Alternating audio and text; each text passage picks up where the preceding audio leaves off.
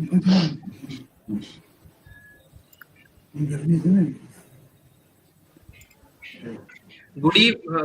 afternoon, everyone. Myself, Dr. Shashwat Tiwari, heartily welcomes one and all to this auspicious occasion of this webinar, a national webinar on advancement in orthopedic surgery, organized by Homeopathic 360 and Homeopathic Science Congress Society. Our today's speakers are Padmashri, Professor Dr. R.N. Singh, who will be speaking on the topic advancement in osteoporosis treatment. Dr. Ashish Singh, MS Ortho, topic robotic surgery for orthopedic, and Professor Dr. M.K. Sahani sir will share his homeopathic approach and contribute in orthopedic medicine. Today's coordinators are Dr. Yashika Arora, Dr. Sanjiv Kumar Singh sir, and our beloved host Mr. Manish, Director of Jain Group of Companies. Now, I would like to give the stage to Sanjiv sir so that you can introduce each and every one of our presenter today. Thank you so much. Over to you, sir. Thank you, Dr. Shashwat. I have a great pleasure to welcome all in our national webinar on advancement in orthopedic surgery, organized jointly by Homeopathic 360 and Homeopathic Science Congress Society.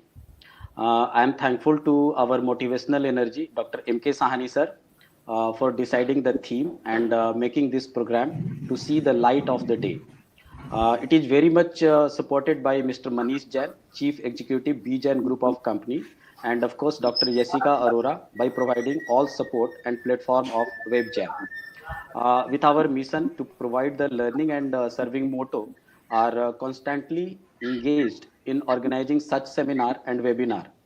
During this pandemic situation, we have maintained rather with more enthusiasm by organizing such webinar or both international and national level. We have tried to cross the boundary of limitation on different system of medicine and bring a unified platform, integrated platform where best of each system can be made aware and available to all. Our objective is to sensitize and inculcate curiosity for learning by being motivated by expert of the field. So today I'm going to introduce my first speaker, and really it's a matter of proud to introduce such a what you say, the Padmashri Professor Dr. R.N. Singh sir. I feel fortunate to being associated with sir since 1997 as a Rotarian. It's a really great moment for me to introduce Padmashri Professor Dr. R.N. Singh sir.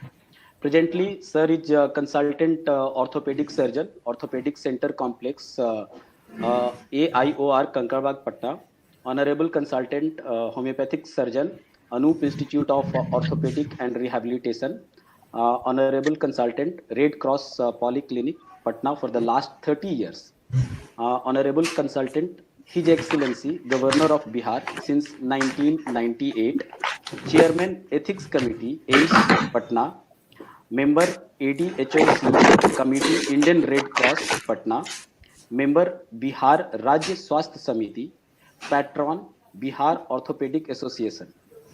Sir has presented so many research paper also, bacteriological study of compound fracture, geomedic knee replacement, a review study, diagnostic orthoscopy of research paper read at AIO Icon, Calcutta, 1985, and various paper he has presented in state and national conferences, mainly national and international conferences, and presented his papers. Social activities, which is very important for the sir, and really he is inspiring to many. As a assistant governor, Rotary District 3250 in 99-2000, conference chairman 91 to 92 and 97 to 98, chairman Rotary Foundation District 3250, 94 to 95 and 2002 to 2004, chairman Rotary Polio Plus Committee District 3250 in 91 to 2001.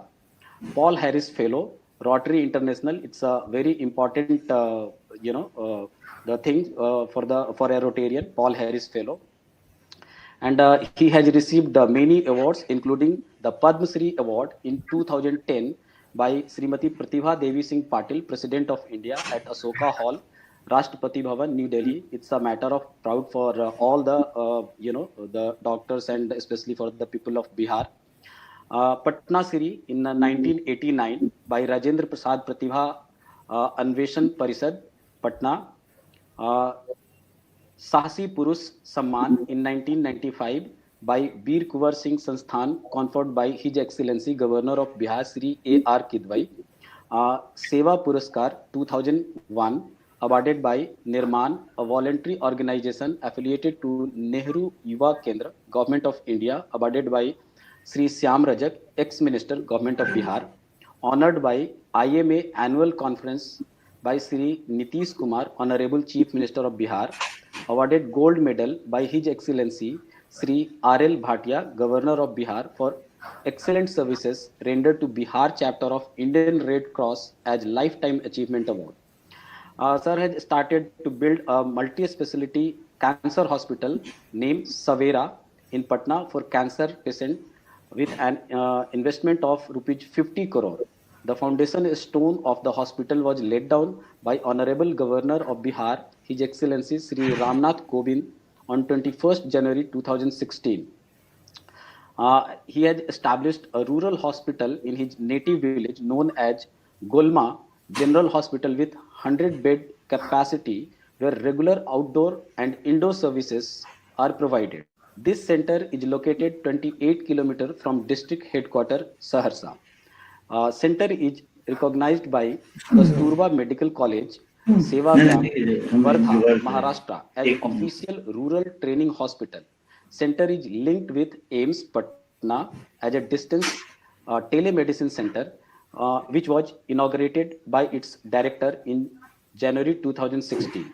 The hospital has 22 acres of land and had planned to have a medical college. The project involves approx 150 crores of investment. So this was a brief introduction of Padmashri Dr. R.N. Singh sir. And now I request sir to please present your valuable, the presentation. And sir is going to present paper on advancement in osteoporosis treatment. So over to you, sir. Yeah. Thank you. Sir, wait a second, please. First of all, I would like to give an introduction about Homeopathic 360, and then we'll continue with the presentation. Okay? Thank you. Yeah, definitely, sir. Hello, everyone, and welcome to the platform of hidden talents and the treasury of knowledge, Homeopathic 360. You think, we link. I, Dr. Shashwat Tiwari, heartily welcomes you to the one of the most updated portals for online publication of all kinds of course materials for students, practitioners, latest news, all upcoming events worldwide, career opportunities, job vacancies, research updates, articles from great classical and contemporary practitioners, periodical literatures, journals, videos, presentations, etc. That is Homeopathy 360 from Jain Group of Companies. Homeopathy 360 has been exceptional educational hub for each generation of homeopaths. As always, we have aimed towards advancement of homeopathy as an evidence-based science and tried to connect homeopaths worldwide and broadcast their talent. We organize every single information related to homeopathy and make it universally accessible, making sure that we are the best at what we do. Now, I would like to give the mic to sir and start with his presentation. Over to you, sir. I'll start the presentation in a bit. Thank you. Yes.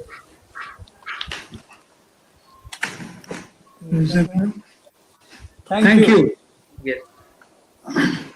Now, thank you very much for giving me the opportunity to speak on osteoporosis and recent advancement in the treatment.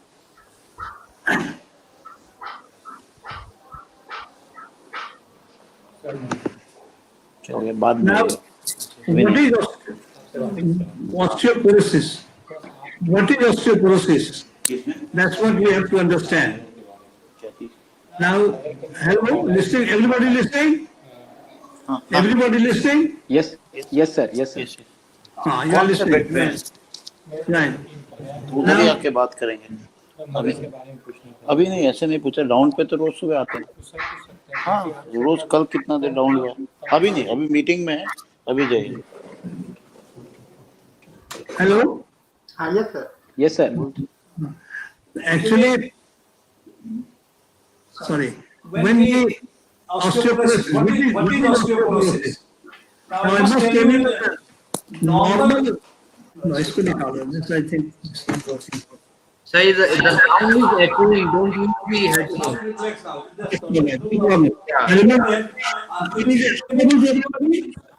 Yes, sir. Yes, sir. Yeah. Now you are audible. Yeah, now you are audible, sir. Yeah, you are audible. Right. Now, osteoporosis is a disease of bone which is also known as a silent killer. Why it is not known as silent killer, I'll tell you later. But first of all, we must understand what is osteoporosis. You see, when you in the morning, you take a cup of tea and you try to strain the leaves in the cup of tea to make a cup of tea, you've got a strainer. This strainer has got certain holes in it. And this is known as porous. So when the normal bone becomes porous, it is known as osteoporosis. Now in simple terms, in Bihar, we have got two types of sweets. One is known as pera, which is made of some sweets which is very solid. You can't press it. But there is another type of sweet in Bihar, which is known as batasa, which is made with sugar, but it's porous inside. Therefore, when you press it, it breaks very quickly. So, the osteoporosis is a disease where your normal bone turns from pera to batasa. That means it becomes so porous that even a slight pressure, when you sneeze, it can break your bones. This is what I want to explain to you.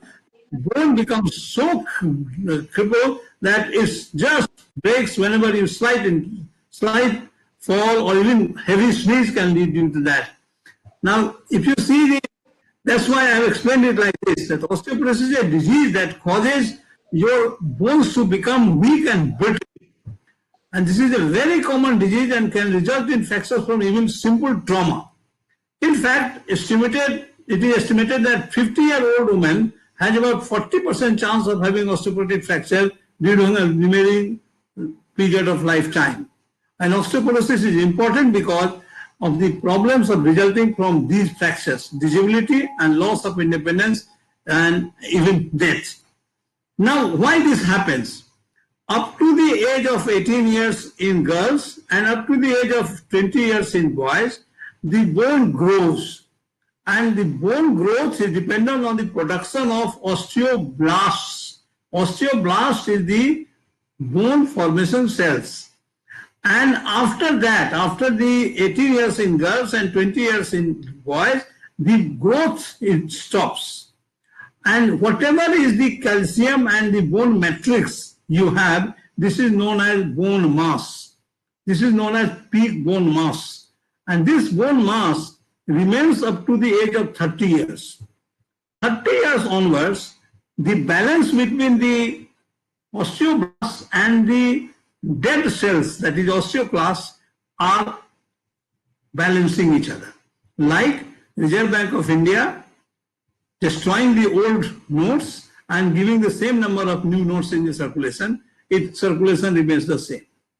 But after this certain age, that is after the age of 45, 50 in ladies, when their periods stop, and in case of male who so, the osteoclastic activity, that is bone destruction, is more than osteoblastic activity, that is bone formation. Therefore, what happens? That the Reserve Bank is destroying more notes and not giving in circulation the new notes. Therefore, what happens? The scarcity of the new notes is there in the country, and that's why happens in the bone also, that your bone becomes weak. Now, if you go Therefore, what is that? It's a silent disease, and you don't have any symptoms. For example, the circulation may not, if there is no note in the circulation, you don't mind. But there is someday you will feel that, oh God, I can't see any 2000 notes in the market. What should I do with my bone, my 2000 notes? I should also discard this. This is what is the problem that occurs. That is, osteoporosis is a silent disease and there are no symptoms. Now, what happens when it breaks a bone? Then you think that, oh, you are suffering from this disease. Therefore, we call it that whether the chicken or the egg, which was the first, chicken or egg. Like this, in old ladies, if a lady falls and breaks the hip, it's a big question whether she fell and broke the hip or she broke the hip because of the osteoporosis and then fell. It's a very difficult situation to say. Whether she fell after breaking the hip because of the osteoporosis or she fell and broke the hip because of the osteoporosis is a very difficult question to answer. But normally it is seen that in ladies who are more than 50, they develop a condition known as postmenopausal osteoporosis. Postmenopausal osteoporosis means that the lady has developed the menopause and therefore their hormonal balance has been disturbed, and this leads to a condition known as postmenopausal osteoporosis. But in the age group of 60 plus, 70 plus, in males also, the same situation may come, and that is known as senile osteoporosis. So the ladies have got the problem that they can suffer from postmenopausal osteoporosis and also they can suffer from senile osteoporosis. So combined together, a lady of 65 or 70 has got the tendency to develop more fractures because of the two regions together. So the third point that I have said, when you have this condition, a fracture can occur even after minor injury, such as a fall. And any kind of fracture may occur. That depends on what way you fall. Mostly the spine, the hip and the wrist, because when you fall, we try to protect yourself, therefore wrist is injured mostly. When you try to fall, you sit down on the floor abruptly and the spine fractures. And if you are trying to balance yourself, one of your hips may fracture. And it's an inevitable part of the aging, but it's a disease that can be prevented and treated. This is why it is very important to understand this disease and some preventive measures to be taken that it should not happen again. And if a patient comes to my clinic with a fracture of the hip on one side with osteoporosis, it should be our duty to provide them that treatment so that she doesn't come again with the fracture on the other side. The main goal of treating osteoporosis is to prevent fractures on the first place. But if we cannot do that, then we'll see that this is what the pictorial thing that I can show you is that the first picture that you can see the normal bone matrix and the second one is the osteoporotic bone. And usually this happens with the hip and the spine and the vertebral region. And you can see the picture number A that the bone matrix is normal and the osteoporosis, the picture below. Now this is again same sort of things that osteoporosis results from loss of bone mass as I explained to you. Now common risk factors for osteoporosis. The very first thing that the sex, that is female. As I told you, because of the most postmenopausal osteoporosis is there, therefore female is very important. The postmenopausal osteoporosis, family history of osteoporosis. There are certain patients who peak bone mass at the age of 20 is not good enough. Therefore, by the age of 30, when the imbalance between the osteoblastic and osteoclastic activity occurs, they develop fracture, and this runs in families. So there is a family history of osteoporosis. Now, if you don't do exercises, if you don't improve your muscle, you will find that you are weaker. As you see in cases of polios. If you see in cases of polio where the muscles are paralyzed, the bones of that particular leg is also weak, just because the muscles are not working properly. So the blood supply of the bone is hindered and therefore bone does become strong. Similarly, if you don't do exercises, your bone will also suffer osteoporotic difference. Now, if there are certain people who have got a small body frame, their congenital situation is that they do suffer from osteoporosis. low calcium intake, and importantly, the vitamin D deficiency. Vitamin D deficiency, and if this all are added by the smoking, the age, that is what I say, starting the mid-30s, but more likely with advancing age, and certain diseases like rheumatoid arthritis, hyperthyroidism, hyperparathyroidism, hypogonadism, and there are certain medications that can lead to this osteoporosis, and that is, these are known as iatrogenic conditions. Means we have produced, now we have, doctors give the drugs, and therefore the osteoporosis develops, that is corticosteroids and certain thyroid hormones we give, and sometimes we give diuretics for kidney Lasix type of thing, kidney diseases, and some drugs like anti-epileptic drugs, Dilantin and Tegretol, etc. This also leads to problem of osteoporosis. If we go ahead, now question arises that do you have osteoporosis? Osteoporosis causes only symptoms when it's so advanced. And in the beginning, you may not feel that you are suffering from disease. But when it has caused fracture, it has got the disease. So you must be careful that in certain age group, you must have your tests done to see whether you are suffering from osteoporosis. Now, symptoms. No symptoms is there to suggest you that you are suffering from osteoporosis, but there are certain symptoms which can give you an idea that you may have. For example, in ladies, you will find that their height is decreasing. The height is decreasing, you will find that because of the fact that there are so many vertebral bodies which reduce in size. So if there is 2 millimeter reduction in the height of the vertebra, there are so many vertebrae which reduce, and it may lead to 1 or 2 inches of loss of height. And you will find that the ladies are getting smaller, smaller, and smaller. And the symptoms include loss of height because of a deformed spine. And then there are certain situations where you can detect it while you are treating the bone. For example, you have got a fracture in road traffic accidents or somewhere, and you come to the orthopedic surgeon. There we find that no, this patient has already got osteoporosis. And then we as a doctor, we must see that if we are treating somebody with certain drugs which can lead to osteoporosis like corticosteroids or others, then we must also inform the patient that possibility of osteoporosis is there, and they must get this tested by certain available parametric instruments, that is DEXA and other instrumentary of the bones, to know what is the status of the osteoporosis. Now, why this happens? This is what I was coming to say. Now, first of all, we must know that the whole thing, osteoblasts and osteobone, and then osteoclastic activities. Now, osteoblastic activities, as I told you, that this is a new bone formation, and then the osteoclastic activity, which is the destruction of the bone. So this cycle goes on. And this cycle, if you take this one, if you go on osteoblast formation, function and survival, yes, this keeps on going. And this circulatory management is going on in the normal circumstances.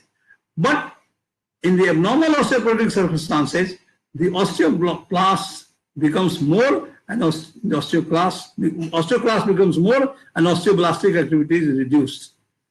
Now, how to understand?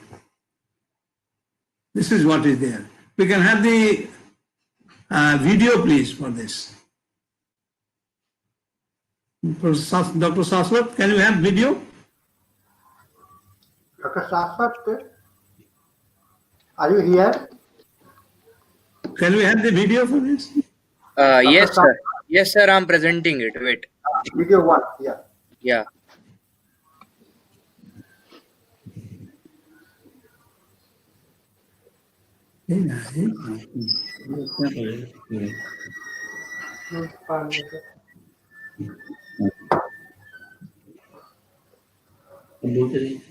Now you see that how the bone matrix inside is there, and then as the osteoporosis develops, the whole thing becomes more and more porotic, and it can lead to fractures.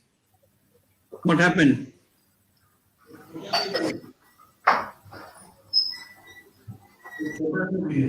Take.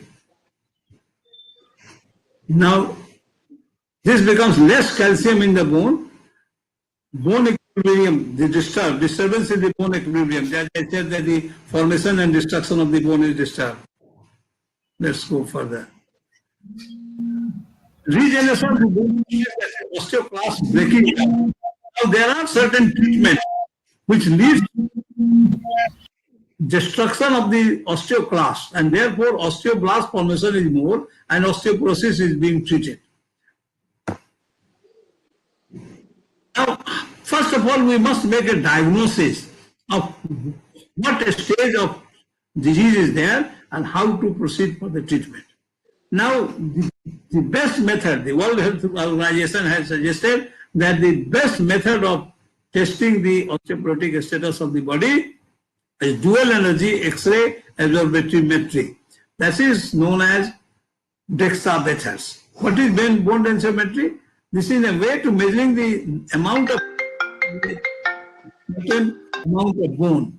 This is important because the amount of calcium in your bone determines how strong it is. If the bone density is very low, then you have osteoporosis, and very high, and there is a risk of fracturing your bone. High risk of fracturing the bone. A standard X-ray is not a good way. A standard X-ray, you can see the X-ray and say that the patient is suffering from osteoporosis. No, because the exposure depends on the texture of the bone. If you see normal X-ray, it depends on what sort of exposure is there. If it is highly exposed, the bone will become white. If it is low exposed, it will become osteoporotic. So you can be misled. So the best way is to call dual energy X-ray observatory, that is known as DEXA, which is very common, and it's a very simple instrument that the patient lies, and you can do that. The whole thing scans your body, and you can find out that the whole thing gives you the whole body scanning, and especially the normal bone and osteoporotic bone, especially the spine and the hips. Now, DEXA method also, the World Health Organization has given the T-score. There is a T-score, means they say score between the age of the patient, the weight of the patient, and the BMD, that is known as what you call the DEXA method. BMD of young people is good, whereas when you go for the old people, the T-score is dependent on the body weight, body mass, and the age of the person. So this is known as the T-score. Now, T-score up to 1 is normal, -1. Now, if it is -1 to 2.5, -2.5 is known as osteopenia. And after 2.5, -2.5, it is known as osteoporosis. Now, here I have come out a word known as osteopenia. You will ask me, what is this? Now, normal bone and the real osteoporosis, there is a midway, and this is known as osteopenia. Means ki aapko your bone structure is less than normal, but not exactly causing osteoporosis. This is osteopenia. Like you call in English thrombocytopenia. There is less is known as penia. So this is osteopenia, means your bone is less, but not to that extent that it can be called as osteoporosis. Therefore, it is known as osteopenia. There is one condition I must also explain, that is known as osteomalacia. So osteomalacia and osteopenia are two different terms. Why? I'll explain you this. Now, if you have got vitamin D in your body, vitamin D, how does it work? The sun and exposure on the skin gives you vitamin D3, which is 25-dehydroxycholecalciferol. Now, this dehydroxycholecalciferol is hydrolyzed in liver to form a molecule known as 25-dehydroxycholecalciferol. This goes through blood into the kidney, and in kidney it is further hydrolyzed, and this is known as 1,2,5-dehydroxycholecalciferol. This 1,2,5-dehydroxycholecalciferol is the effective vitamin D which comes to your intestine, and in the intestinal wall it is present to absorb your calcium that you eat. If you can take kilos of calcium from mouth, but it will not be absorbed unless there is a presence of 1 to 5 dehydrocholecalciferol in your intestinal wall. Therefore, sometimes the patient, because of the lack of vitamin D, their calcium absorption may be low. The osteoclastic and osteoblastic activity is all right, but bone becomes malleable because of the less calcium, and this is known as osteomalacia. So the bone becomes little bit like if you take a 24-karat gold, you can bend the biscuit like that. But if you add something like some impurities in it, it's 22 karat and it becomes very hard. Even 18 karat gold is very hard.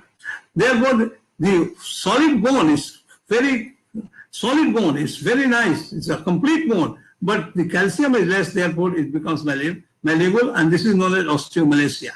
And these type of patients in children, they are known as patients suffering from rickets.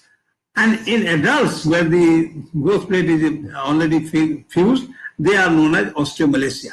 In ladies, this osteomalacia leads to the deformity of the pelvis and ultimately leads to difficulty in childbirth, etc.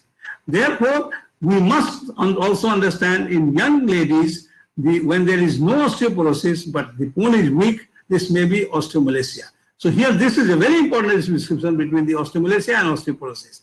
So DEXA method also gives you the idea that whether this patient is suffering from osteoporosis or osteopenia, or if both are not there, then osteomalacia may be there. Now, who needs this? This DEXA method. Now, any person who are coming in that group, a lady which is more than 55 years of age, if they have got bone pain, if they think that they have got a fracture because of the trivial trauma, they must be examined to get this, that you should be treated for the osteoporosis. Why this is important? Because treatment of osteoporosis, when we come in, we'll go further how the treatment treated. Now you will find that the giving calcium, giving vitamin D, and physical activity are the basic principles of treatment. But at the same time, we do have to think about that something must be done that the calcium absorption is better, and we can go ahead with some other treatment, or we should go for other treatment. Now, calcium. Make sure you are getting enough of calcium in your diet, but as I told you before, the calcium cannot be absorbed unless you have got a good, the calcium cannot be absorbed by the gut unless you have got good amount of vitamin D in your body. And 800 to 1000 international unit of vitamin D is actually required every day, and that comes from different food sources, but the best source is the sun that you should go in. And physical activities again is very important. Now, how to treat this? This is what it says, right? Another slide. Now, some people will also need medication. Once you give this primary treatment, there may be some patients who will need treatment. Now, today, we have got so many treatments for the osteoporosis, and these are the principles of, first, that we should supplement the calcium, which is less in the body, number one. Number two, if we cannot do that, then we try to arrest the destruction and improve the formation. And then there are certain that we should balance both. So this is the treatment we go for. So the very first thing is that in the prevention of osteoporosis, there are a group of bisphosphonates.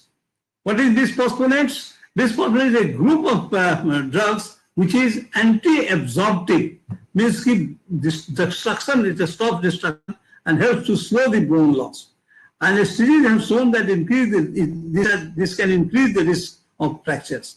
With all these medications, you should make sure that you are taking enough of calcium and vitamin D, and that vitamin D levels, your body must be in good normal situation. What happens now that you have brought so many people to get your home repaired, but all of them arrived at your house, that your new house will be started to be constructed, but there is no raw material. Those people will not be able to help you.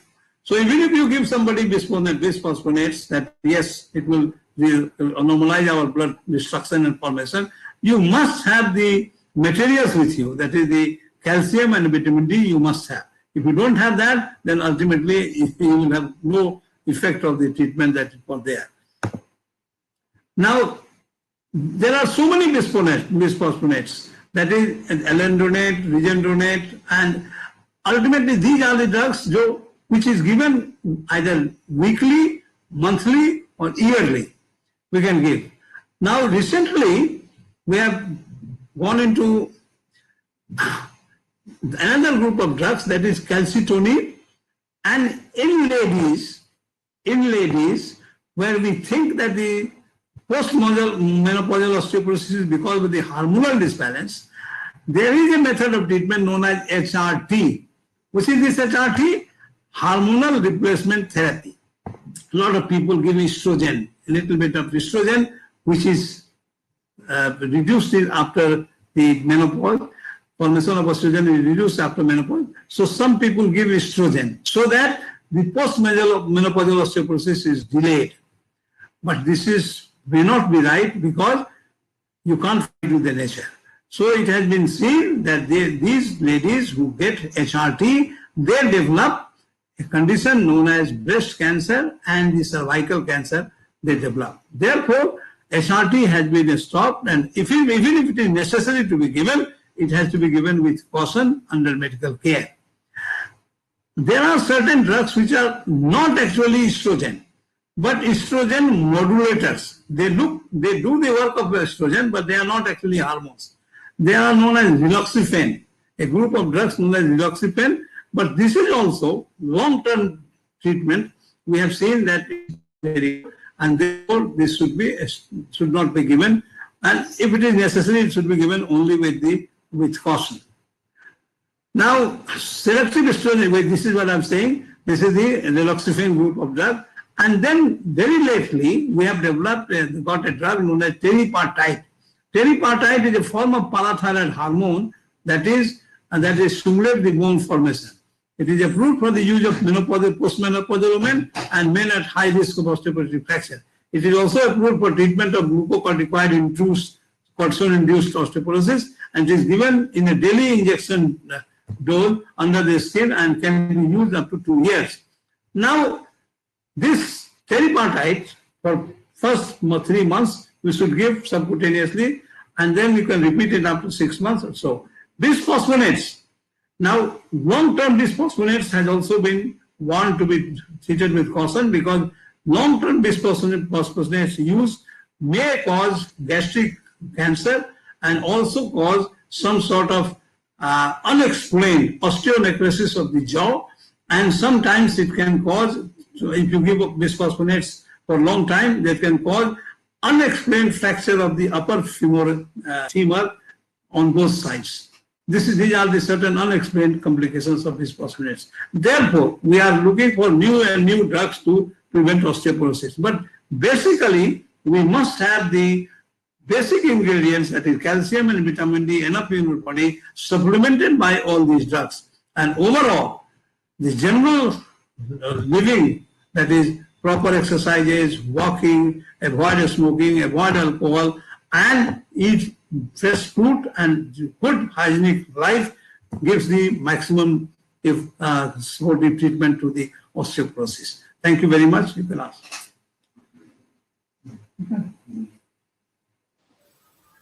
Dr. Sanjiv? Yes, sir. Thank you very much, sir, for your valuable presentation. And I'm sure all the participants have got enlightened.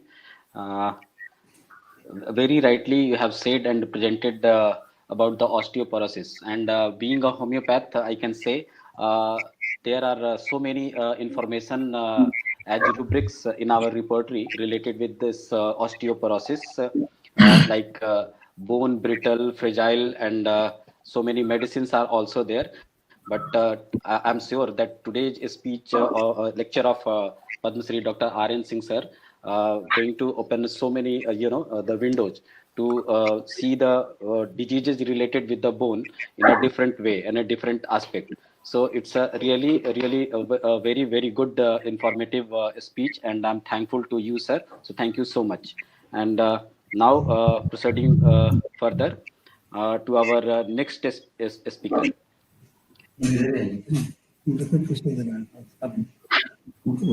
Yeah, our next speaker is Dr. Ashish Singh, MS Ortho, and I'm glad to introduce Dr. Ashish Singh. The most important thing what I have observed about Dr. Ashish Singh is that a very mild and gentle person, and always keeping a smile on his face. So going to introduce Dr. Ashish Singh, a consultant orthopedic surgeon at Anup Institute of Orthopedics and Rehabilitation, heading the Orthoplasty unit. Dr. Ashish joined this institute in July 2015 and have successfully performed more than 200 total hip and knee replacement, including primary complex joints and revision of failed hip and knee orthoplasty. Had formal training and fellowship in lower limb reconstruction from Royal Infirmary of Edinburgh, Golden Jubilee National Hospital, Glasgow, University Hospital, Oxford, and Musgrave Park Hospital, Ireland. Got the opportunity to work with the master in the field of hip and knee orthoplasty. Dr. Ashish had a formal degree and exposure in computer assisted orthopedic system and performed hip and knee replacements with navigation robotics. Dr. Ashish done revision total knee replacements and have evolved over time to become an orthoplasty surgeon with a special interest in lower limb adult reconstruction. Also have a special interest in pelvic trauma and routinely performed various procedures. Consultant orthopedic surgeon and medical director, Anup Institute of Orthopedics and Rehabilitation, Patna, Bihar. And he has presented so many papers at both national and international conferences. Academic pursuits and publications, complications and re-operation rates after revision, total knee replacements in a single surgeon series published in Journal of Bone and Joint Surgery, British Proceedings, in August 2013, volume 95B, number SUPP 31, Ashish Singh and David Nicole.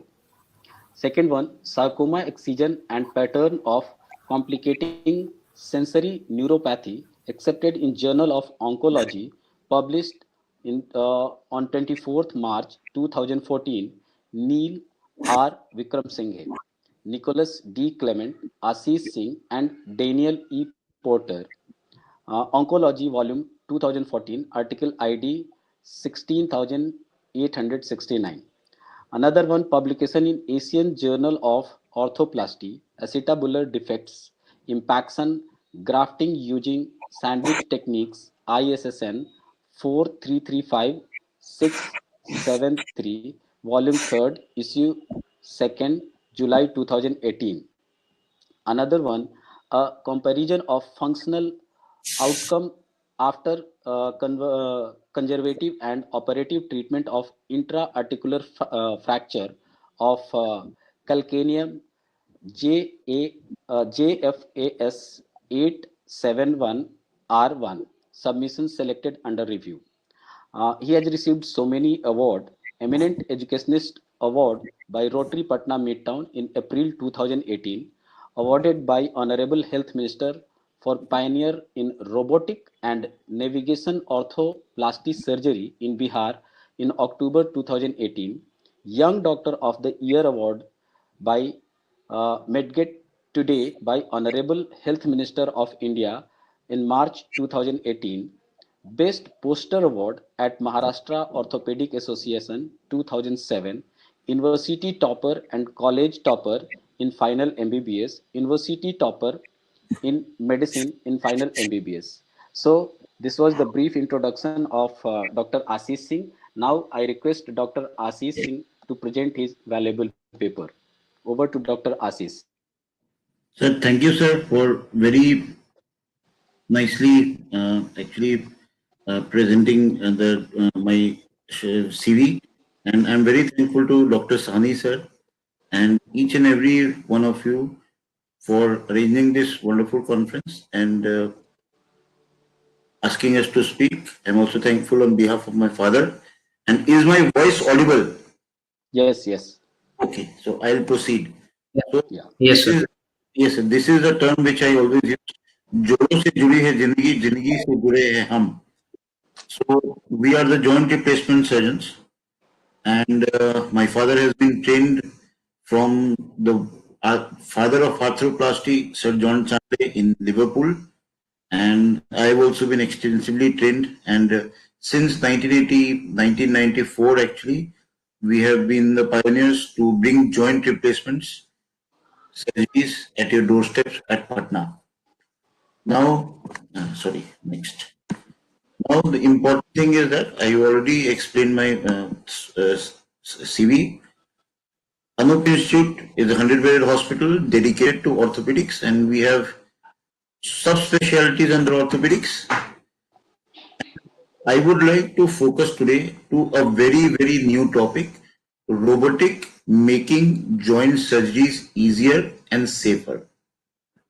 Now, number one is to understand joint pain. So joints are basically involved in all the day-to-day activities, and most importantly, the weight-bearing joints, right from ankle to your knee to your hips, are mostly prone to arthritis, but the wrist joint, the elbow, and the shoulder joints also are involved in arthritis. And pain is very important because it makes the patient come to a doctor, and then we have to understand at what stage the patient is, so that is it the stage of surgical intervention, or we can go ahead with medicines and other forms of treatment. Now, joint degeneration, as described by Dr. Arun Singh, is due to one of the reasons is osteoporosis, which is more frequently seen in ladies.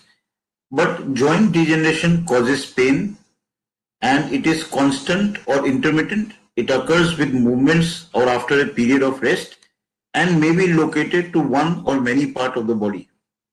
So joint pain is the first thing which comes, and then you have to come to a doctor or see a specialist. Now, if we focus on the knee joint is formed by basically three bones, and the patella, the kneecap, which is commonly called as a kneecap, and the medial compartment and the inner compartment and the outer compartment. And one ligament is attached to the fibula, which is supporting bone in the knee joint. Now, all these are integral part, and anything if goes wrong leads to early degeneration. Importantly, what is the knee pain for India? It affects more than 15 crores people in India, and people become debilitated and they have deformities and they start presenting late with a lot of problems from our side. Now, to understand the progression of osteoarthritis, it is very important to understand the type of pain which the patient gets. The patient usually complains that I have pain after getting up from sitting position. They start having pain in using the Indian toilet, or they are unable to go up or down the stairs. So this is the first complaint, and it is at that stage where if we intervene in a proper way, then things can slow down.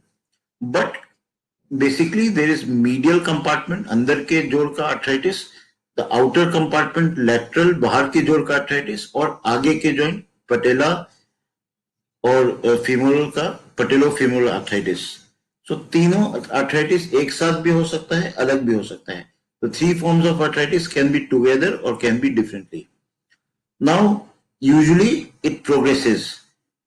As you can see in this diagram, that the knee is covered by a very soft cartilage sort of structure. It is actually the shock absorber along with the menisci, and with age, with time, and with other problems, it starts degenerating. And there the patient complains of pain. Now, as I discussed, that pain can be inner side, outer side. So most importantly, it is very much important to understand that where is pain coming from, and simple treatments like reduction of weight and some exercises around the knee will help you to get the pain better. Now, if we focus on total knee replacements or robotics, basically it is the number of joint replacements over the world is increasing day by day. The center where I used to work, we used to perform roughly 12,000 joints per year. So that was the calculation in one center. And over time, the knee joint prosthesis, that is the implant used, the techniques are getting better and things are getting better, and at the same time early mobilization is happening because patients are being mobilized within 6 hours after the surgery. Now it is very important to understand the evolution and planning when we talk about technology. Total knee replacement was evolved roughly in the 1950s and 60s, where we used to have a lot of instrumentation and then do the surgery, understand each and every bit of it. But then in 1990s, the navigation, the use of computer came.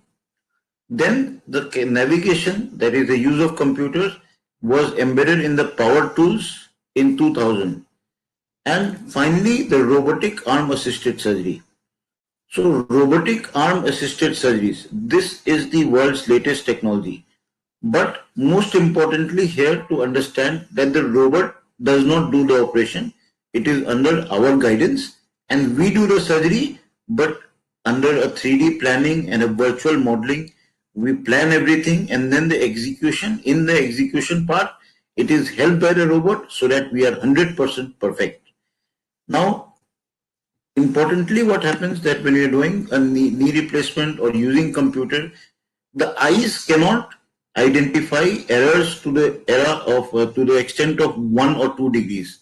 Now, in this example, you can see the F is lines are parallel, but if you just put E and F, you can jolly well say that E is also parallel and F is also parallel.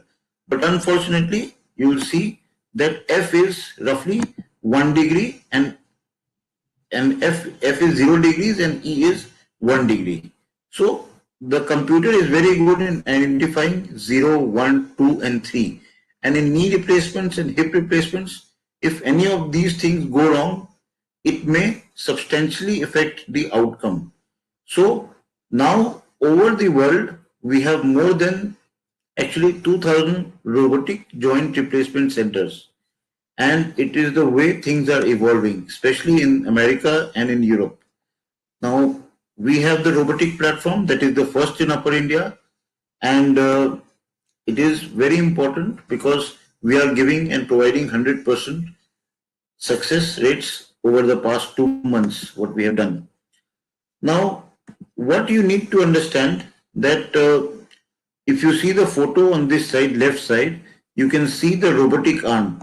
Earlier, when we used to do a knee replacement, we used to do with the saw, and it usually is eyeballing technique. You put your jigs and understand the calculation, but you never get the differentiation that it is going wrong or right. It is only when you come out, see the X-rays, then you say, okay, I could have done this.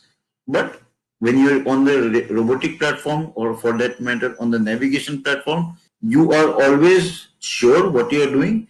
And the execution part, you can see my hand which is on the robotic arm, and I'm seeing on the screen, and everything is going picture perfect as you see in the manufacturing factories.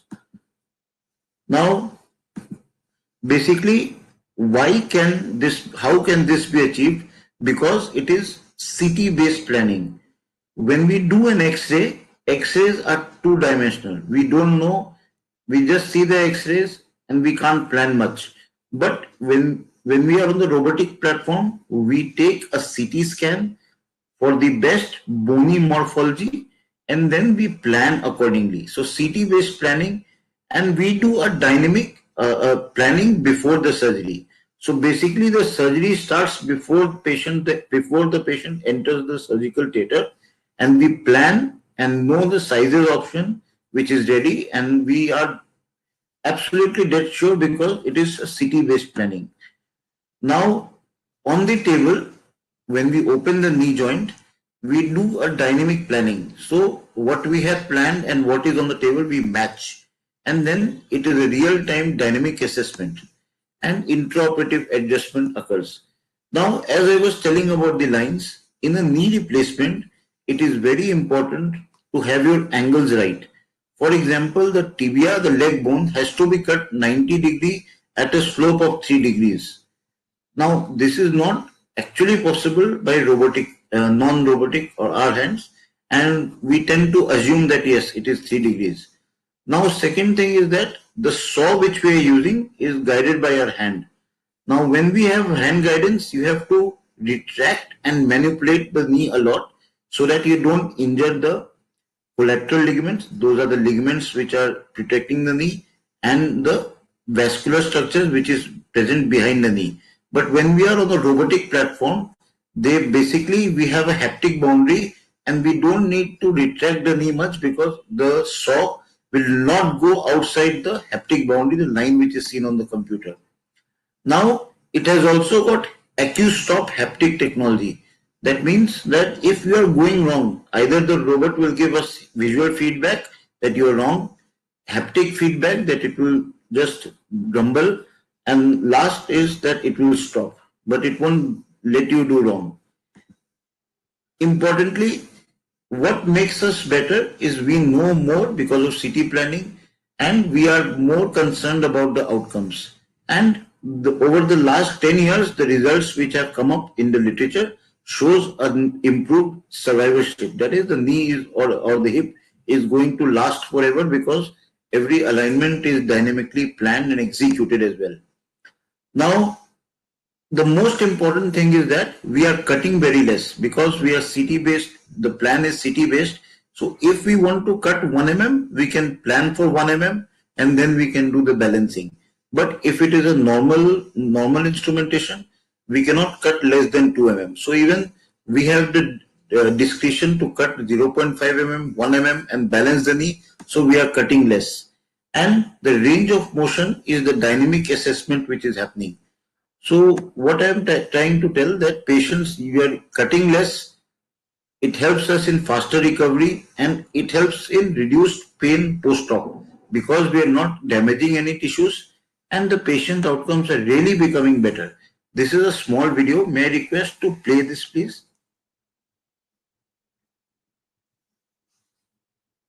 Definitely playing.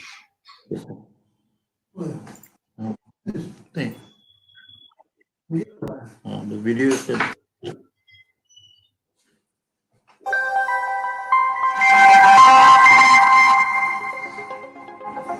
घुटने हमारे शरीर के और अहम जोड़े हैं ये हमारे हर मूवमेंट को सेंट्रलाइज करते हैं तो अगर आप या आपका कोई अपना आर्थराइटिस के घुटनों के दर्द से जूझ रहा है तो उन्हें चलने, बैठने या घुटनों के बल पर झुकने जैसे रोजमर्रा की चीजों को करने में तकलीफ हो सकती है। आर्थराइटिस आज हमारे देश के 15 करोड़ से भी ज्यादा भारतीयों की डिसेबिलिटी का प्रमुख कारण है। घुटनों के दर्द का एक इलाज होता है टोटल नी रिप्लेसमेंट। इस प्रोसीजर में बिगड़ी हुई हड्डियां और कार्टिलेज को निकाला जाता है और फिर सर्जन नी जॉइंट के बीच एक इम्प्लांट बिठाते हैं।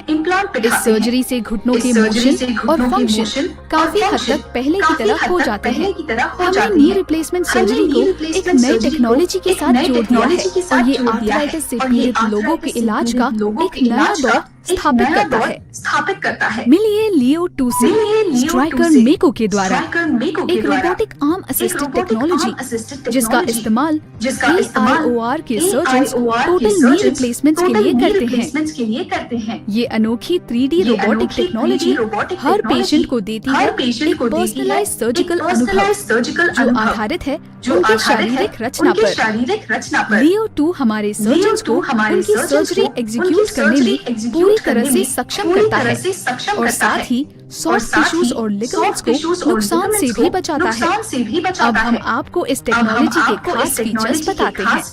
पहला स्टेप होता है डिटेल सीटी स्कैन।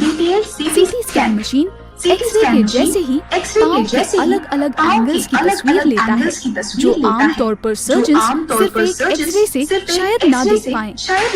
ये टेक्नोलॉजी का सबसे बड़ा कमाल है। 3D virtual bone model. CT scan images software में लोड होते हैं और बनता है हड्डी का एक वर्चुअल मॉडल। इसका उपयोग होता है सर्जरी के पहले एक पर्सनलाइज्ड प्री ऑपरेटिव प्लान बनाने में। इससे सर्जन इम्प्लांट के प्लान साइज और प्लेसमेंट को रिव्यू करते हैं और जरूरत पड़ी तो सर्जरी के दौरान पेशेंट की अनोखी शारीरिक रचना और जॉइंट मोबिलिटी के अनुसार इम्प्लांट का पोजीशन भी चेंज कर सकते हैं। सर्जरी के दौरान सर्जन घुटनों पर पॉइंट्स लोकेट करते हैं, जिससे सॉफ्टवेयर में पेशेंट की एनाटॉमी रजिस्टर हो सके। इस प्रोसेस से लियो टू पेशेंट की एक्चुअल एनाटॉमी और प्री सर्जरी वाला वर्चुअल मॉडल दोनों को मैच करता है। ये स्टेप सुनिश्चित करता है कि एनाटॉमी का 3D मॉडल मेन रजिस्टर कराने के बाद ही इम्प्लांट सर्जरी शुरू हो, उसके बगैर नहीं। और हम इससे सर्जन प्री ऑपरेटिव प्लान में मॉडिफिकेशंस भी कर सकते हैं। पेशेंट की एनाटॉमी और गति की सीमा के आधार पर फिर सर्जन को लियो टू रोबोटिक आर्म अपने अति आधुनिक लीनियर सॉ के द्वारा आर्थराइटिक बोन और कार्टिलेज को घुटनों से निकालने में गाइड करता है। ये रोबोटिक आर्म कभी भी सर्जन को प्लान से ज्यादा बोन कटिंग अलाउ ही नहीं करता। अगर सर्जन प्लान वर्चुअल बाउंड्री के बाहर गए तो वो टैक्टाइल रेजिस्टेंस यानी पुश बैक देता है। स्क्रीन पर हरे रंग में सर्जन को विजुअल क्यूज दिखाई देते हैं ताकि वो देख सके कि कितनी हड्डी निकालनी है। सामूहिक रूप से ये संकेत सर्जन को प्री ऑपरेटिव सर्जिकल प्लान पर बने रहने में मदद करता है। रोगी हड्डी के रिमूवल के बाद सर्जन बनाई गई जगह में इम्प्लांट फिट करते हैं। जब सर्जन इम्प्लांट और नी मूवमेंट से संतुष्ट होते हैं तब सर्जरी समाप्त होती है और सफर शुरू होता है रिकवरी रूम की तरफ। और चंद ही हफ्तों में पेशेंट फिर से अपने पैरों पर लियो to world's best orthopaedic technology now in Patna, powered by Stryker Mako. Next slide. Thank you.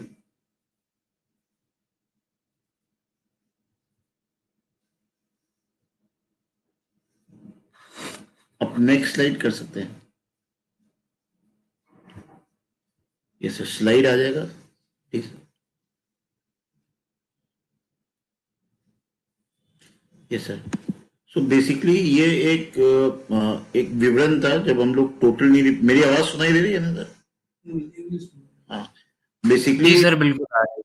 basically this was a small present which showed how we are using the robotic platform in a total or a hip replacement, or for that matter in unicompartmental replacement.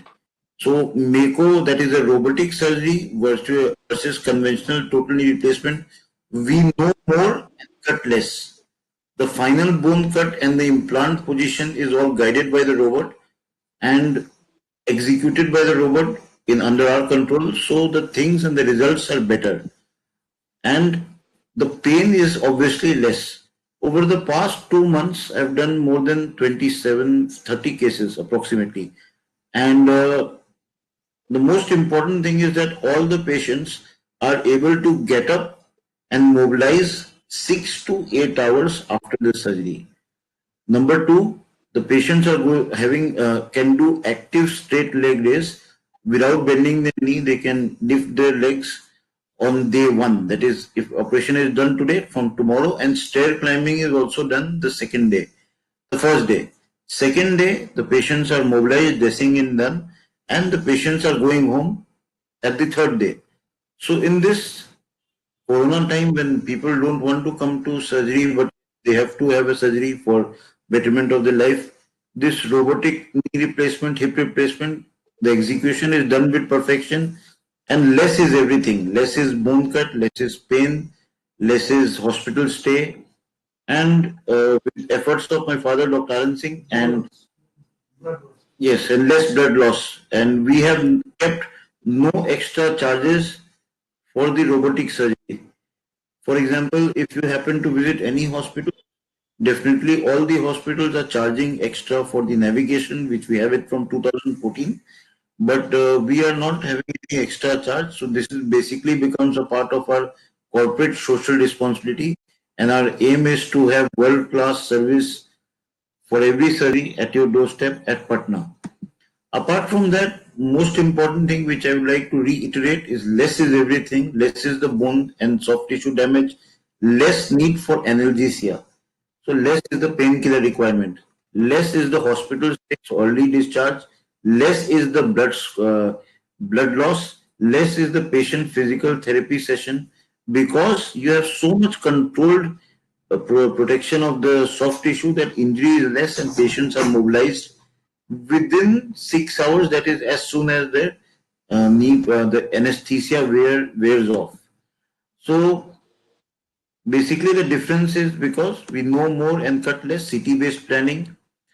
It is intelligent tool holder with no use of cutting jigs. The saw is different, and there is a lot of transformation in the technology over the past 30 years, which has been happening. Apart from that, we have bird technology. If we have the bone saw is not able to penetrate, so we have the bird. We can use the bird to do the stuff, and we have one Mako product specialist, because this is FDA approved as a robot. So we have a person dedicated to the robot who stays and helps us. He does not wash in the surgery, but he is there for everything.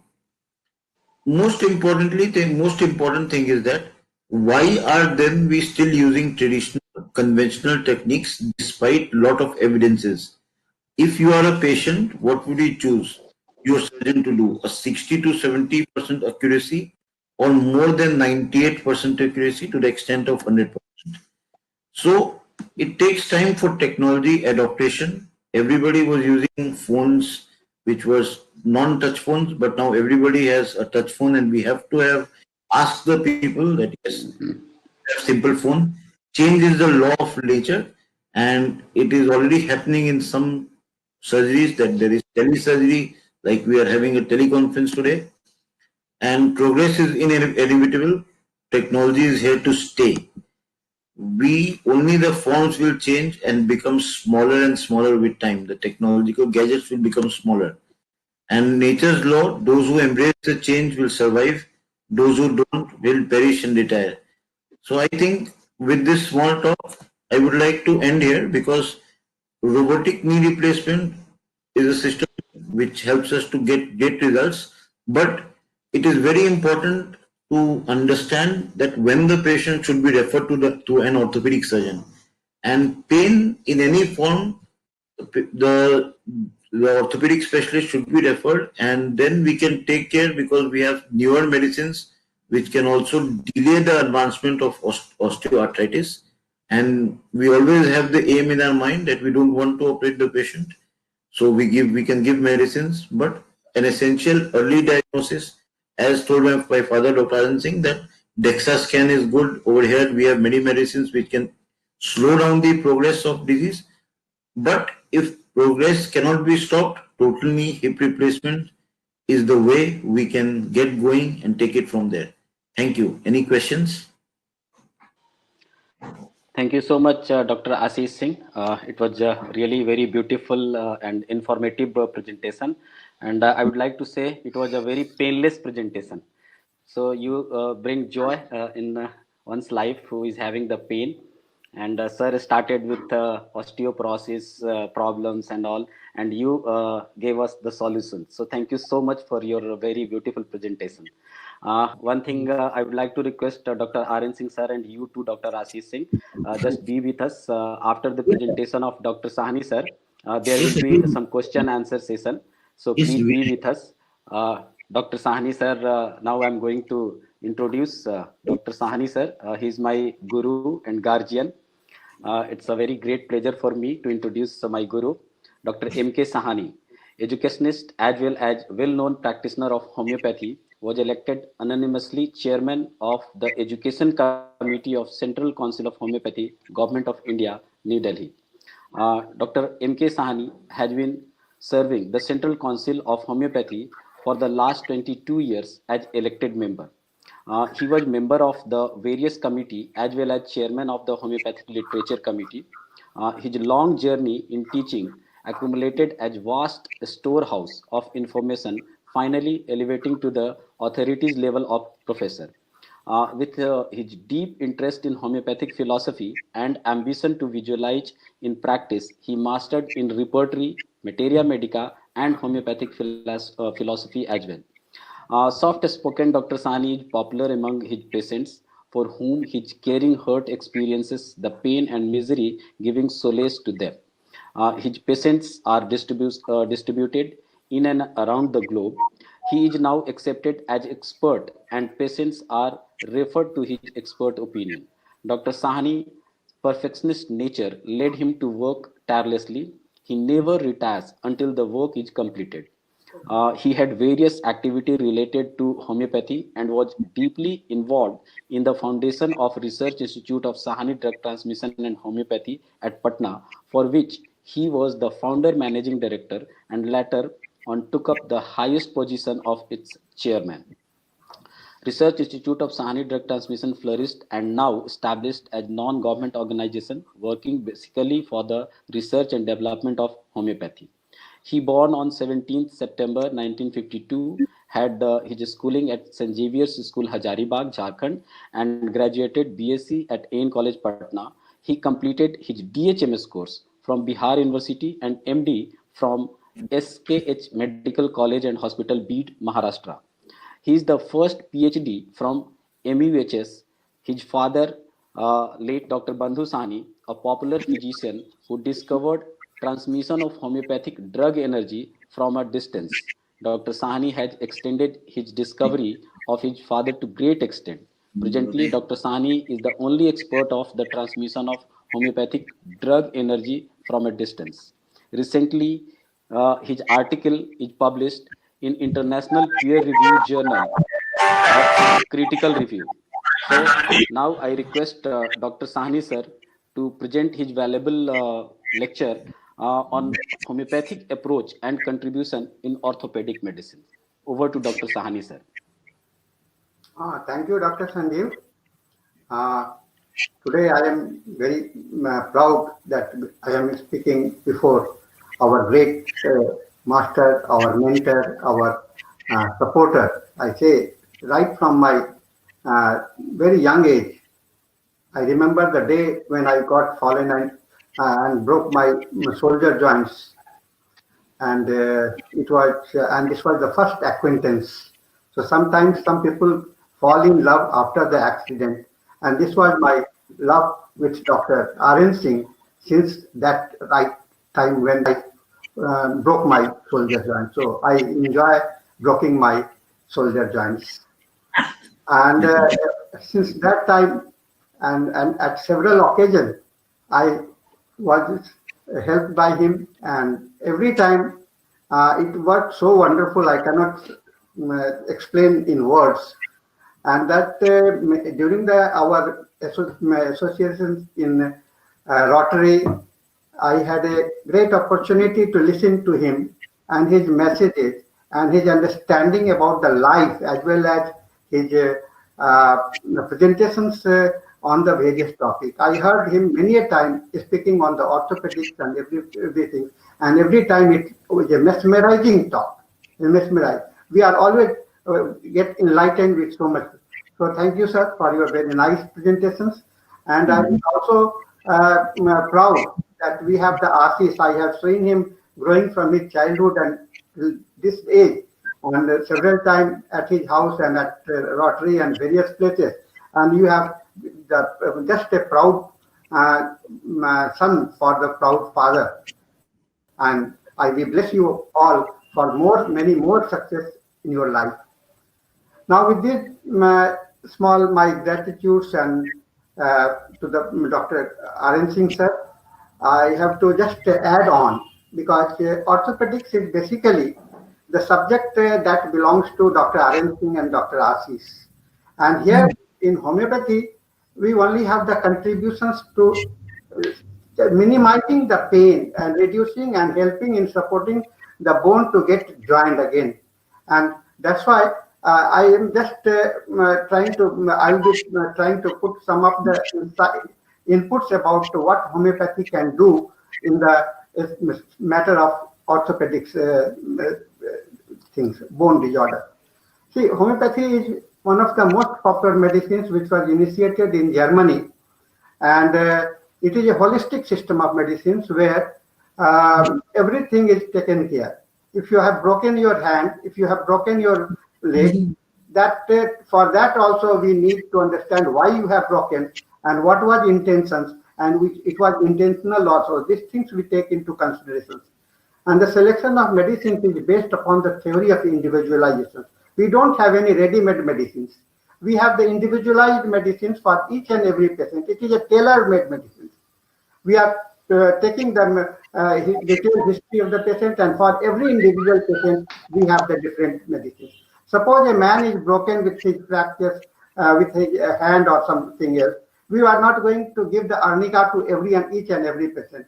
We have to analyze what type of the medicine, because there are hundreds of medicines in our Medica which can be best suited to an individual patient. And this is the only way through which the state of complete health can be regained, by removing all the signs and symptoms from which the patient is suffering. The aim of the homeopathic treatment is not only to treat the bone. This is very important. We are not taking care only of the bone, but the bone in the man. That means it has to be the individual susceptibility, and underlying cause is very important for us. So totality concept of symptoms is adopted to represent the disease conditions. And by totality, we understand the mind, body, and spirit. The combinations of the mind, body, and spirit, and the fundamental principles are life cures the life. Friends, homeopathic medicines are most compatible to the human life. In homeopathic medicines, they are not a chemical contents. We don't have any chemical contents. There are no chemicals present in any of the homeopathic medicines. As such, there are no chemical reactions. Medicine substances are diluted to such an extent that not a single molecule are left in the potentized medicines. And they acquire the dynamic energy property. That's why homeopathic medicines are known as the energetic medicines. It increases or supports your energy, and they work on the biophysics level. Friends, these medicines there are more than 5,000 medicines proved in homeopathy, and each medicines are observed for their mental, physical symptoms. For an individual case, medicines are selected on the symptom similarity. Homeopathic medicines are suitable for the orthopedic conditions, and there are several therapeutic medications process. I am going to give you some of the few medicines because they are very useful. They have been found useful during my clinic also, and also been observed by of our friends and colleagues who are using them. The common medicines are the acid floor. It is a remarkable remedy for bone disease, carriage of the mastoid bone and other bones of the ear carriage, and necrosis of the long bone and ulcer over tibia. So necrosis conditions can be relieved to great extent with the acid floor, and especially adapted to the chronic disease with syphilitic and mercurial history, early decay of the teeth. The next medicine is aurum metallicum. It is the carriage of the cranial bone and bone of the palate are especially met by this remedy. It is an antidote to mercury and has violent pain at the night. There are offensive odor and discharges of small pieces of the bone. Pain in the bone of the extremity, given timely, it may prevent carriage, necrosis, and exostosis. Platinum muriaticum, carriage especially of the teres, megarium, peritonitis. These are some other medicines also which can help removing the necrosis and prevent also. They are also acting as a preventive medicines. Now, another important medicine is asphodela. It carries an unbearable pain. If the pain is there in the bone and it is unbearable, asphodela works like wonder. Bone diseases, especially in the syphilitic organism. Here the extreme sensitiveness and throbbing, darting pain in the bone, peritoneum, painful, swollen and enlarged ulcer affecting the bone, thin itches are there. Next medicine is calcarea floor. It is the calcium floricum, and it is gouty enlargement. The bone when it gets enlarged, like in the rheumatic conditions, the gouty conditions, the deformed arthritis, it is very wonderful. Malnutrition of the bone, insisted tumor of the back and the wrist, and chronic synovitis of the knee joints, carries bone affections, especially rhactitis, enlargement of femur in the infants. Then another medicine is calcarea phosphor. It is phosphate of the calcium, one of the most important tissue remedy. It has a special affinity where bone forms suture or symphysis. Bone diseases, not non-immune of fractured bone, acts marvelously in tardy dentition and teething complaints. Bone are weak and fragile. It creates new bone marrow. This is very important for this medicine in adding on the bone marrow. So for the bone marrow problems also, this medicine is very effective. Then Epithelium purse. It is also known as the bone cutter because it especially works on the bone and pain in the bone. It is bone pain, and it occurs in along and one associated part is the fever. The fever with the bone pain with marked restlessness is the important indications for the Epithelium purse. Another important medicine is graphitis. It is pain in bone of feet and ankle with extreme restlessness. This is very wonderful medicines for the ankle pain and bone feet pains. Then symphytum, very common, and I have seen most of the orthopedics of the town, they are using this symphytum because has been reputations for the fractured bone and inflammations, and it helps in healing of the bone and neuralgia and irritability of the bone are removed. Then phosphorus, bone disease, especially necrosis and caries of the lower jaw vertebrae and tibia. Excellent remedy for cancer of the bone and periosteum, swollen and painful abnormal formations of the bone. So phosphorus, it is called the chronicity. When the chronicity is there, leading to the cancer stage, it can be very helpful and act as a palliative to the cases where we cannot save the life. Then ruta, it is another wonderful medicine where the soft part of the bone is injured. Long bone are more affected. Spine and limb feels bruised. Leg gives out on rising from the chair. Aching pain in tendo Achilles. Pain in bone of foot and ankle, and worse, lying down in cold weather. Then causticum. It is deformities of the bone. When the bone gets deformed, arthritis deformants are there. So this medicine is very useful. Also, along with the calcarea phos and calcarea floor, this medicine works wonderful. Bone pain which is aggravated in the night. The specialty is that the conditions type in homeopathy, the modality and sensation are very important. We take care of and we include and decide about the medicines based on the modality and sensation of the pain. Then mercurius, excellent remedy for bone disease, severe bone pains which are worst at night, and otitis, violent bone pain, swelling, nitric acid, mercurial otitis, drawing pressive pain with sensitiveness. Then silesia, it is a curvature of bone, rickets. Here it is often clearly indicated remedy, and there is present offensive stretch hip joint disease carried after the inflammations, worse from cold and POTS disease. Calcarea carb, this remedy is superior to any in the carriage of the vertebra. Curvature of the spine, rickets, and sour sweats are along with that. Phosphoric acid, this is hip disease and carriage of the spine, sensation of the bone as if scraped with a knife. It is a remedy which corresponds to the extreme debility found in the rickets. Debility is one of the prominent symptoms for this medicine, and where the patient feels as if he has got no strength at all. This is very important indications for the prescribing phosphoric acid. So So homeopathy is very proficient in managing the symptoms of osteoporosis. Homeopathic treatment for osteoporosis plays a role in modifying the internal imbalance of the bone formations and reabsorption in a bid to prevent the further bone loss. What Dr.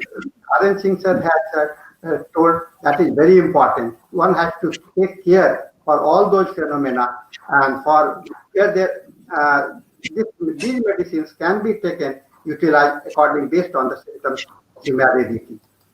So the homeopathy also helps in preventing relapse of the condition. This is very important for the homeopathy. It acts as providing a permanent immunity in the patients. So homeopathy is the nature's way, and it is established some 200 years back, and it is still functioning. A lot of the controversy are there. In spite of that, the articles are reviewed and published for the homeopathy. So thank you very much for having very patient hearing. And today, our objective for this presentations and joining hand with our contemporary system, we are not the opposite. We all have the integrated approach should be there. Our Prime Minister has also is in planning that there should be an integrated, because medicines have been divided into several components, several systems, and patients are at for which system to adopt. But integrations will help when try to understand our limitations. I understand I have limitations with the homeopathy. So these limitations can help me to think about the use and benefit that we can get from the other system of the medicine. So with these words, I thank you very much, and my special regards and thanks to Dr. Singh sir for this for his nice appearance at the very. I simply say that will it be possible for him? He is always ready to support us. He is always ready. Every time I have approached him for any of our programs, he was the chief guest at our Homeopathic Science Congress in Patna, I think last year. And it was, and at other times also, he is always ready to support us. He's a very open person.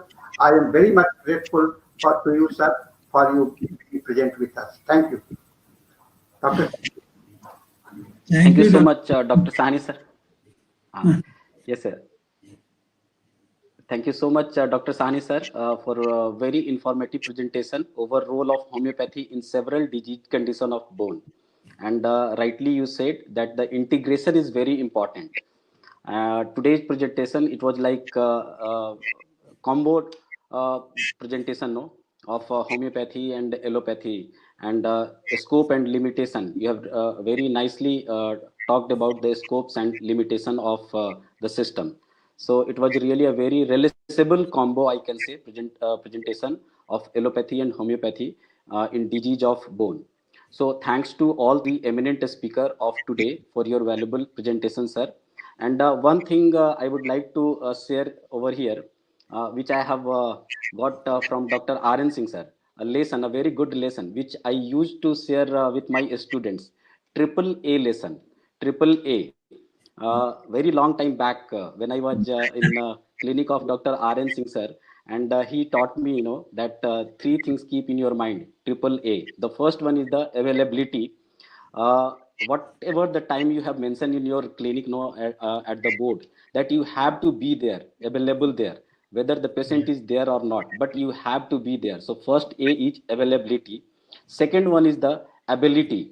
So just try to improve your knowledge and ability. If you are alone, no patient is there, try to read out the subject, try to get involved in your subject and improve your ability. And the third A is the affability. So be very kind to the patients, be affectionate. So it really works, sir. And especially for me, I'm thankful to you. Thank you so much, sir, for being always an inspiration. So thank you so much, sir. And now I think some question answer session will be there. Dr. Shashwat, if any question is there, just Yeah, put yeah, in front of definitely. them, sir. I'll- Yeah. Yeah. Thank you everyone for such a wonderful presentation. Me being a student and taking guidance from all of you, and with it was such a great pleasure about learning things which I'm going to learn, which are if I was not here, I would have learned about these things in coming 5 or 6 years or 7 years. But learning it right now, grasping those things and applying those things in my studies will help me a lot, and it will also uh, be like a sunrise in my career, in my homeopathic career. So thank you so much for being that light, and I'm very obliged to be here. And thank you, B. Jain. First of all, I would like to thank B. Jain for such a wonderful session, organizing such a wonderful session where I could, and each and every of our audience which are present here, everyone could grasp each and everything which is related to arthritis and osteoporosis. So I would like each and every one of the viewer present here to ask any of the questions which you want to ask. You can type it in the chat box. I'll dictate the questions to the sir and they'll answer it respectively. Is there anyone here who wants to ask any question?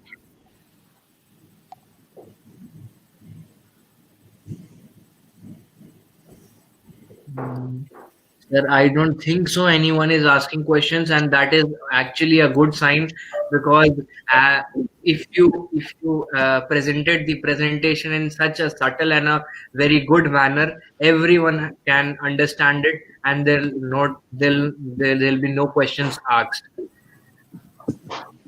But then also I'll wait for like 2 or 3 minutes and I'll give the audience time to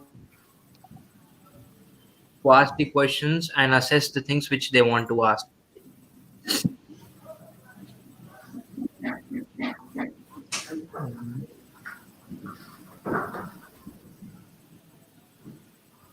I don't think so, sir. Anyone is going to ask any questions, because the session was very wonderful and it was very, very informative. So thank you so much for being here and guiding us. And it has been an honor of being a part of this. Thank you so much. Thank you. Thank you. Thank you, Shashwat. Thank you so प्रणाम और much. आशीर्वाद मेरे ऊपर प्रणाम, sir.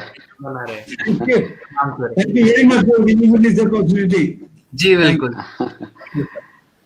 जी sir. प्रणाम, sir. प्रणाम, sir. प्रणाम।